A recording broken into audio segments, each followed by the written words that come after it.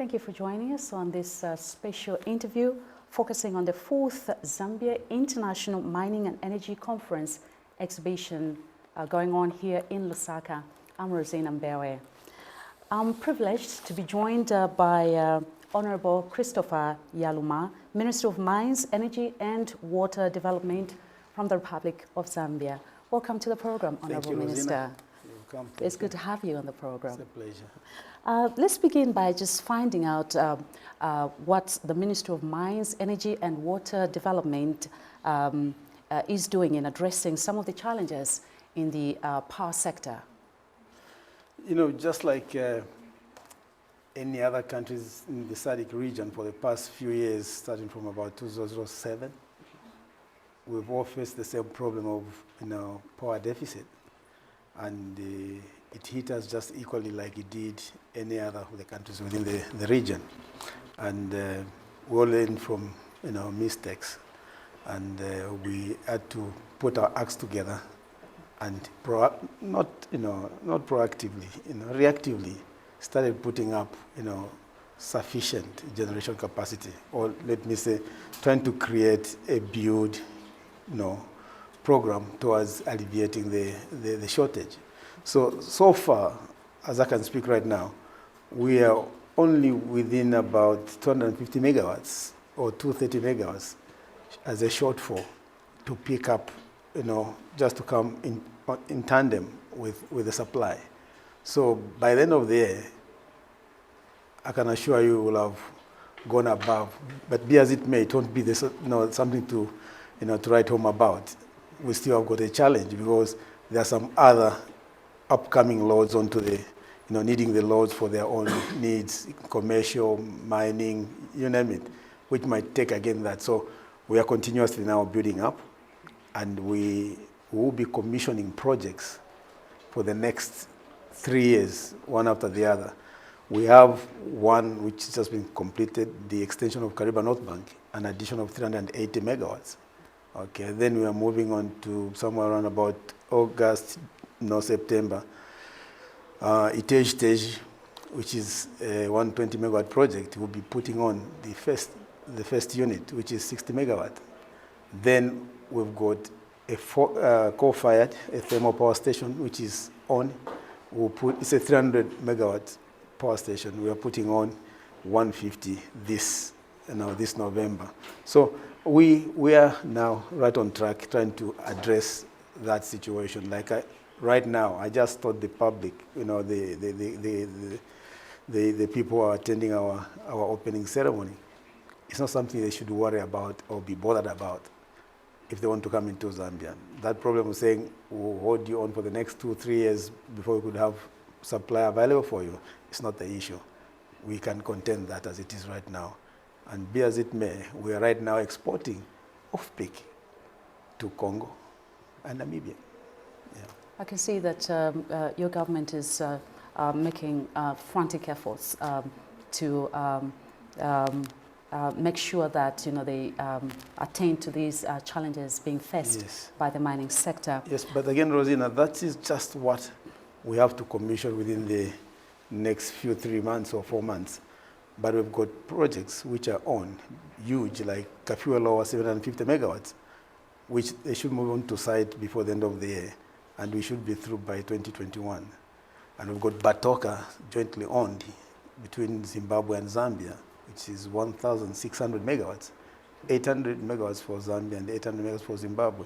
That should also come in around about 2022, 23, and some other smaller, 240 megawatts at Kalunguishi, and some other to come on Lower Pula, about 1,200 megawatts. So we are now, planning, adequately for the future, and it's not stopping there.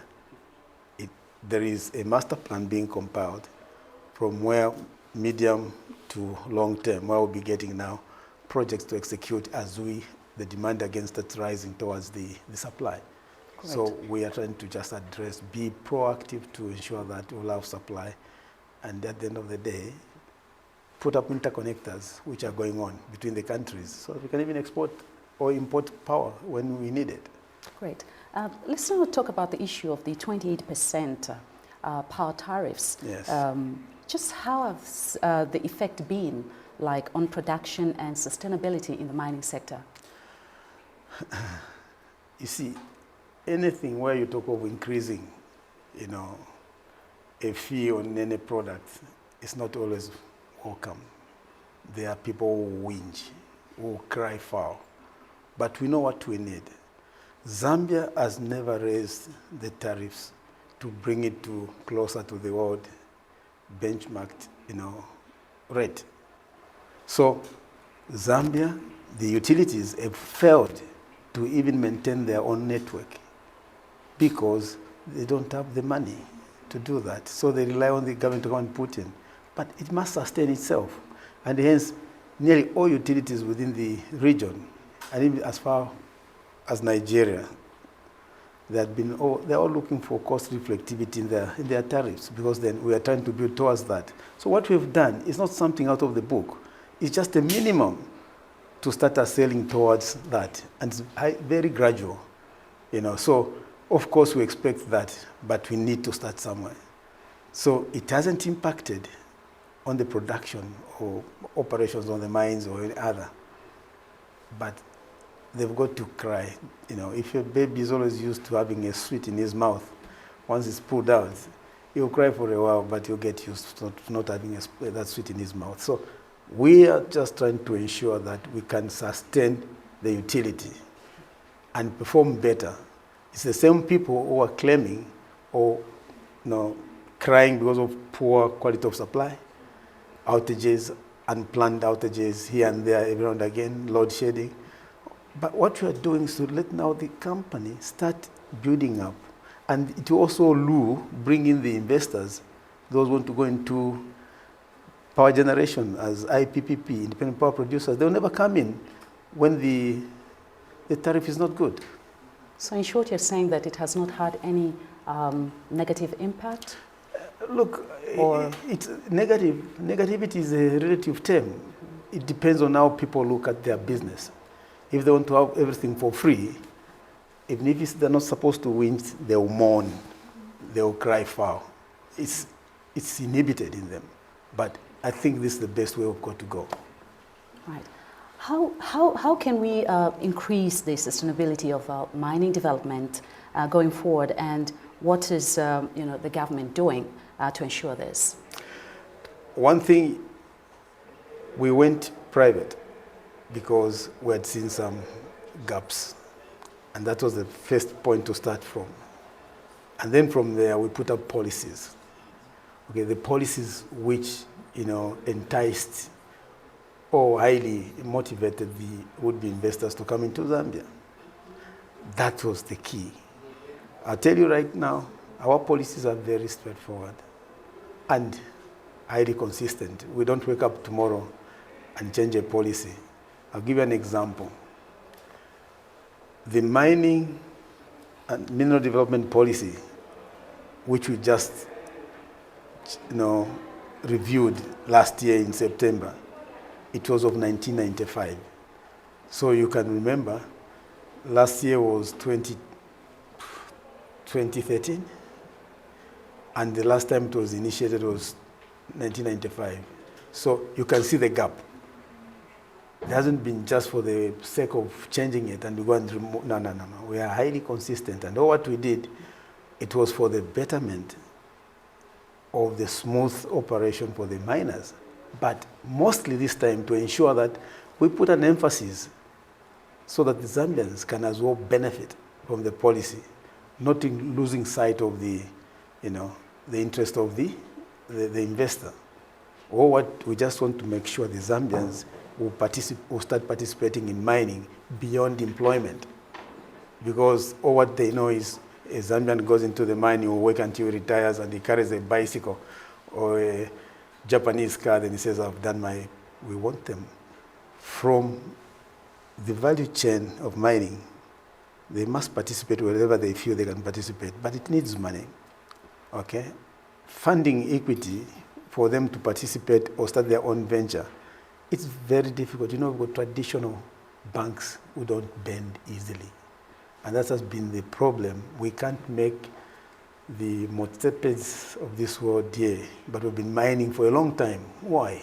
We want to ensure that it's addressed and then ensure that the government can guarantee for the people who can make it, we've got the minimum requirements to join into mining, either start their own greenfield or buy equity into the existing one. So that's what we are doing, but yet not forgetting, those other people. And also we looked at the licensing mechanism, whether we should drop off some and whatever to make, the ways of doing business much easier for the investors.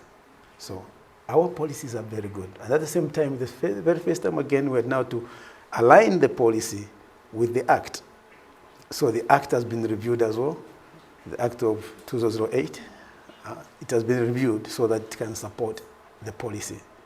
Now, anytime, maybe 2 weeks, 3 weeks from now, I'll be presenting that into Parliament for endorsement. So we are very, very good. I can tell you, if you want to go into mining tomorrow, Rosina, think of opening a mine. You'll find it very, very well set.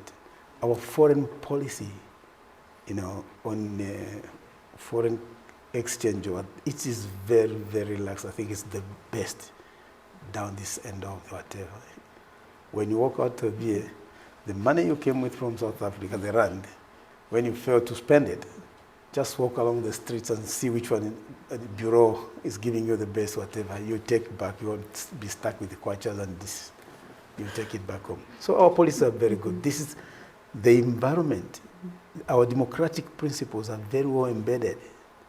We can only move a government, not through the gun, but through the ballot. And you have seen, we've been changing governments. That means Zambians are so, exposed to understand the performance, what they need from a government based on deliverables. And if we are not delivering, then we are kicked out. So it is very, very stable, very, very peaceful, and highly enabling to let people come into the country and invest. I guess I'll try it, Honorable Minister. Please. Your ministry has been involved with ZIMEC since its inception. Please tell us more about how it is involved in this year's ZIMEC conference. You see, I would compare between when it started, what were the challenges, how many participants came in, and then for the following year, and up to today. Everything has improved tremendously. The number of participants have also increased, and also diversifying, across the sectors. If you go in, previously it was just few people basing purely in mining, but you see other products, other sectors being brought in. Energy was a little bit sluggish. It has taken up. Mining has taken up. Support services, supply chain is all on the board. So things have changed, and I give serious commendation to the organizers. They've done their homework. Each year is going better for better, because I've attended all of them. Right. And this is what is also trying to lobby by doing this. Investors, even those who are not yet decided to invest in Zambia, they come in, they see for their own, then they decide they should come in. Whether they come in as a manufacturer to come and support the business, or come in straight into mining, or other business, or open up conference facilities, seeing if they think this is not sufficient enough to cater. Let them think like that and go on a tangent and put up that. Honorable Yaloma, thank you very much for taking time to share with the nation. Thank you very much. We appreciate it. Special interview focusing on the 4th Zambia International Mining and Energy Conference exhibition, featuring Honorable Christopher Yaloma, Minister of Mines, Energy and Water Development from the Republic of Zambia. I'm Rosina Mbewa. Thank you for watching. Goodbye for now.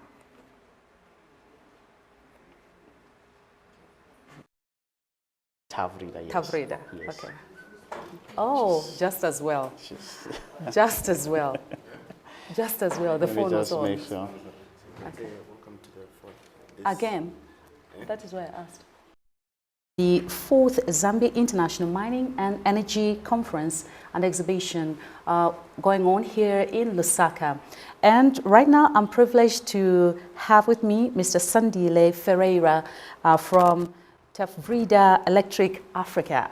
That's correct. Welcome to the program. Thank you very much. It's good to have you. It's my pleasure to be in the 4th Zambia International Mining and Exhibition Conference. Right. Tell us more about your company and why it is exhibiting at this conference. Tavrida Electric Africa, it's actually a medium voltage switchgear business situated in South Africa, in Boksburg. We actually offer auto reclosers to utilities, to mining houses and businesses. We also offer to municipalities in South Africa and in African states. We've actually decided to come for the 4th exhibition in Zambia due to the opportunities that we've actually seen in Zambia, in particular with our solutions that we offer, engineering solutions, together with our products that we offer. We have got high technology products when we're talking about auto reclosers for network automation and also for substation. We've seen in Zambia that there is a lot of unmanned substations where we are feeding rural communities. And I've had an opportunity to actually go with one of the ZESCO engineers to some of the substations in the region. And we have seen that most of the products that they've bought before are actually either bypassed or not working due to a number of reasons that they have explained to us. And with the offer, the package that we have, which is a turnkey solution package, we believe that we can actually offer the products with after-sales support that we've seen that is actually required in this industry. So our expertise are mainly in the medium voltage switchgear. Our products are actually vacuum switchgear, circuit breakers. There's no SF6 gas inside or oil, which can be hazardous to the environment. So it's just clean energy and clean technology. And our products are actually recyclable as well. So with all of that combined with the engineering team that we have in Boksburg, that are able to actually travel around Africa to offer the after-sales support, we believe that we can offer a better solution, especially for ZESCO in Zambia and also for the mining industry. We have a very good reference. We are actually holding the national contract in South Africa, which is Eskom. Eskom supplies about 45% of electricity in Africa. And we have actually gotten another extension for the same contract. And the question is, why us? It's because we are good at what we do. Right. And finally, why would people, or mining sectors, ZESCO or any other companies, electricity companies here in Zambia, go for you? I think our unique, which is very unique, is the approach that we've adopted. Previously, we used to be a company that's just selling products into the market. And we've realized that when you sell products into the market, the client, we assume that the client knows better how to actually utilize our products. But we realized that we are actually the specialists in our products. So we have adopted an approach whereby we do the full turnkey solution for our clients. So we are there before actually supply the product in terms of training on how to use our products and how to install them, how to commission them. And then we are together with the client as well to the installation and commission of the products. And after we've commissioned, we never leave site until we know that the product is working properly. And we then provide the backup support. We have seen that previously most suppliers just supply the products to the client and there's no after-sales support at all. We have got good references, we've done projects, and you can go and find out how our after-sales support is actually working. Mr. Ferreira, it's been nice having a chat with you on this show. Thank you very much. Thank you very much. I appreciate the opportunity. I wish you all the best. Thank you. Well, I've been talking to Sandile Ferreira, who is the Managing Director for Tavrida Electric Africa, and he is actually exhibiting here. His company is exhibiting at the 4th Zambia International and Mining Energy Conference exhibition here in Lusaka. I'm Rosina Mbewe. Goodbye for now. Mining and Energy Conference and Exhibition. Joining me on the show is Mrs. Gertrude Mundia Puri, who who is a publicity secretary for the Federation of Small-Scale Mining Associations of Zambia. Welcome to the program. Thank you very much, my dear. Thanks for having me. It's good to have you on the show. Thank I'm you. Rosina Mbewe. Let's begin by finding out what this association is doing and how it is taking advantage of this conference this year. Thanks, Rosina. Maybe let me make mention that the Federation is the umbrella body of all the small-scale mining associations in Zambia. So we have the gemstone sector. We also have others in base metals, in copper and manganese. And most of our members are in the gemstone sector. So we have the representation from the Kalomo small-scale miners. You can see this amethyst is from Kalomo, and this citrine is from Northwestern Province. We have the clear quartz from the Eastern Province and Mukushi. So our main aim as the Federation is to come and showcase what we are doing as small-scale miners, and also to lobby for support. You know, there are a lot of investment companies that are exhibiting in terms of especially equipment, you know, for extraction. So if we are lucky, we might break the ground and go into an agreement with some of them like Balo World to go into maybe lease financing of their equipment to help us to extract. Then apart from that, of course, we're showcasing, we're exhibiting our gemstones so that we can show the rest of the world out there what we can do as local entrepreneurs. If you came to our stand, we have a cutting and polishing machine, and this is our own homegrown silver. So you can see the rough ones and the jewelry that is already made. That's lovely, I must say. How are you taking advantage of this conference to market yourselves or to find market for all these products? Actually, we have a booth, we have a stand, and of course we are also represented by about 6 other members. So we are going around the other stands to try and find out how we can best collaborate and do business together. We have a lot of the Chinese stands, and they say, oh, you people, you always come to Banjul. So at least it's nice that they've come, and they'll probably take orders as well, so that we can supply them the gemstones. Are you facing any challenges in selling yourselves or finding market? Well, if they're here, I mean, why not? You have to do it yourself. You don't have to wait for somebody to find you the market. They've actually come to visit us here. So it's a breaking ground. We've got people from Australia, from Canada, from all over the world, literally. Great. And finally, how do people get to know you or get to find you if at all they would like to engage you in their businesses? Okay. We were based at the cadastre office. That is where you get your licenses from. But you can also inquire from the geological survey. That's just opposite the UTH. And of course, you can get in touch. Some of you know us. You can get in touch with us because we are still setting up a new office. They're renovating the office at the cadastre. So I would like to urge Zambians out there, don't be afraid. It's a challenging business to be involved in. But just please make yourselves available. These are our God-given minerals and riches. So we should exploit them. Thank you very much for your time, Mrs. Puri. Thank you, Rosina. Thank you. God bless you. Well, I've just been talking to Mrs. Gertrude Mundia Piri, who is a publicity secretary for the Federation of Small-Scale Mining Associations of Zambia. And they are exhibiting at this year's 4th Zambia International Mining and Energy Conference and Exhibition. Goodbye for now. Stand by in 5, 4, 3, 2, 1. Hello once again, and thank you for joining me on the 4th Zambia International Mining and Energy. Sorry, I have to do it again. Okay, right. Hello once again, and thank you for joining me on this special interview looking at the mining sector in Zambia and the conference which is taking place here at the government complex.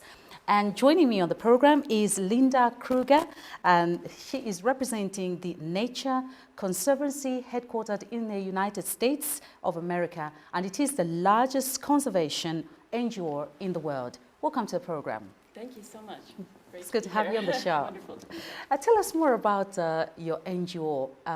What exactly is it about, and how are you taking advantage of the conference taking place here in Lusaka? Thanks.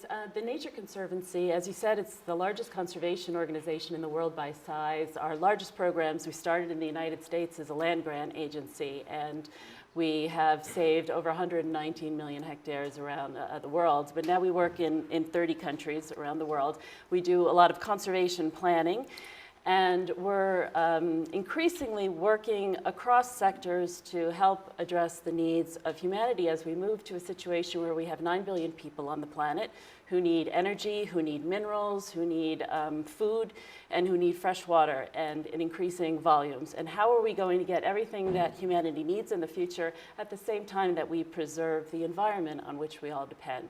So we're trying to bring our conservation planning skills, our land use planning skills, to a number of organizations and countries around the world, and work with them and work with industries to improve what we call advanced mitigation planning, so that we can really think in a very holistic and comprehensive way about what we want to do for development and what we need to do to protect our nature.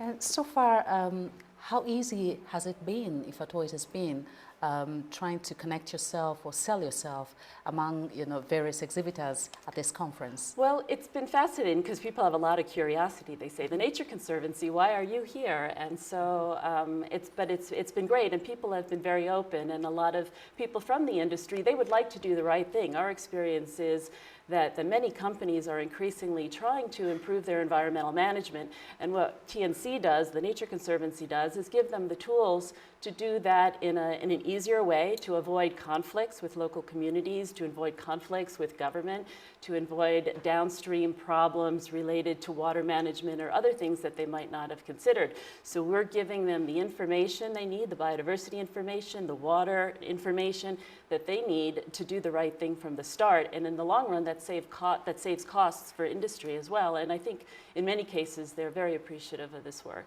And we've worked in Australia on this. We've certainly worked a lot in the United States with corporations on this. And we're hoping to do more in Zambia moving forward. Great. Why should people work with you or collaborate with you? Well, the Nature Conservancy has a reputation in the US, at least, for being very practical. So we're not the enemy of industry by any means. Like I said, we understand development has to happen. And the key is, how can we make this happen more sustainably and create win-win situations for everyone? So we're seen as a strong partner that brings a lot of strong science to the equation. And we can really provide corporations and governments with information they need to get the job done and make everyone have better outcomes. So, Linda, thank you so much for Thank taking you. time to share with the nation. Great. It's been wonderful. Thank you so much. Right. That was Linda Kruger, representing the Nature Conservancy headquartered in the United States of America, and it happens to be the largest conservation NGO in the world. And they are actually exhibiting this year at the ongoing mining conference here in Zambia. Goodbye for now. Welcome to the 4th Zambia International Mining and Energy Conference and Exhibition. I'm now joined by Mr. Dilax Chilumbu from Yatu Resources Limited, and he is the Managing Director of Yatu Resources Limited. Welcome to the program. Welcome. Thank you. Tell us more about Yatu Resources Limited, and just how you're taking advantage of this exhibition here in Lusaka. Yatu Resources Limited is a local Zambian-owned mining company, and is involved in providing advice to would-be mining investors in Zambia, vis-a-vis pointing them at opportunities, greenfields, and to people who probably want to do JV in mining.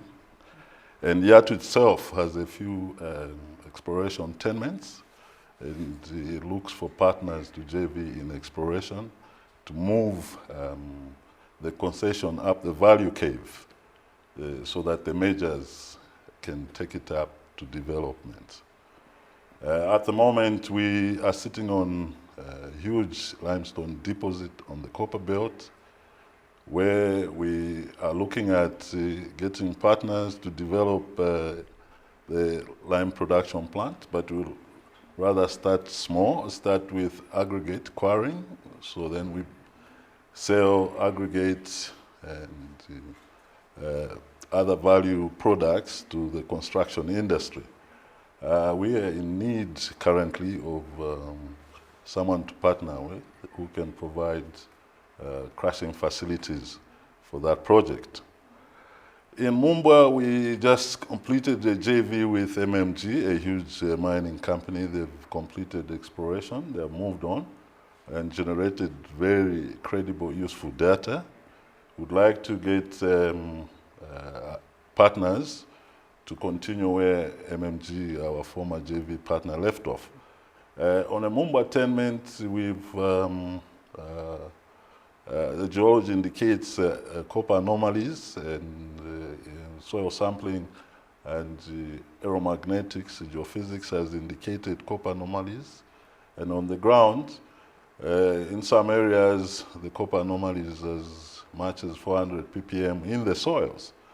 So we are looking for a partner to move this further, to do ground electromagnetics and get to a decision point to put one drill hole so that we can then completely understand the potential of copper deposit in Mumba. How are you working with various mining companies in Zambia? Yeah, various mining companies, for example, we normally provide a gap by giving them services in terms of consultants, particularly compliance issues with government, such as environmental project brief. We do environmental project brief for them, EIAs, and we also ensure that they're in compliance with their returns with the Ministry of Mines. And so, having had experience both government and mining industry myself, my other life I was working for hands-on experience with mining industry on the copper belt and an opportunity to work with government at a fairly senior level. I understand the issues of compliance and that mining industry want to focus on what they do best, mining. And so we provide running around to make sure they are compliant according to the laws of governing the sector. And finally, Mr. Chilumbu, how are you taking advantage of this exhibition? ZIMEC provides a good opportunity for most of mining companies to network and interact. It's a good local mining endeavor. We get a lot of international people coming to attend ZIMEC. It's actually a window in which a mining investor can look at opportunities that exist here for mine development. It also provides a platform to mining companies to interact with government, discuss thorny issues, constraints and challenges they are facing in the industry for government to react to. So it's a very important window for Yato Resources and I believe for other mining companies. Well, thank you very much for your time. I wish we had more time to discuss various issues pertaining to consultancy in mining. Thank you so much. Thank you for the opportunity. Thank you. Well, that's it. That's all we had time for on this edition, where we're featuring Mr. Deluxe Chilumbu from Yato Resources Limited, a mining consultancy company. Until next time around, I'm Rosina Mbewe. Thank you so much for your time.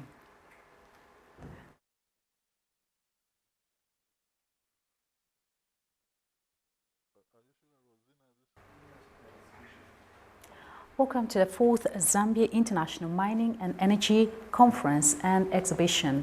I'm now joined by Mr. Dilax Chilumbu from Yatu Resources Limited, and he is the Managing Director of Yatu Resources Limited. Welcome to the program. Welcome. Thank you.